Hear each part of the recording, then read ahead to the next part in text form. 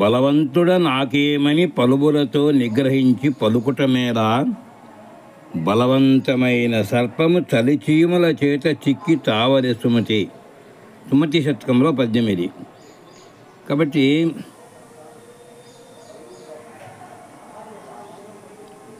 ఇలా ఎవరమైనా కూడా ఎంత బలవంతుడైనా బక్కవాళ్ళు 10 మంది పట్టుకుంటే వారి చేతిలో మనకు కూడా మరణం తప్పదు. ఇలాంటి ఉదాహరణలు ఎన్నో మన జీవితంలో జరుగుతూ ఉంటాయి.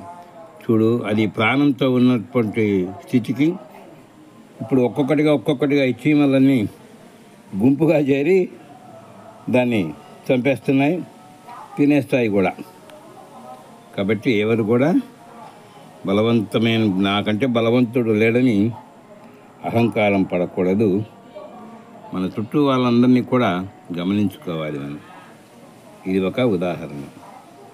బలవంతుడ నాకేమని పలువులతో నిగ్రహించి పలుకుటమేల, బలవంతమైన సర్పము చలిచీమల చేత చిక్కి చావలి సుమతి.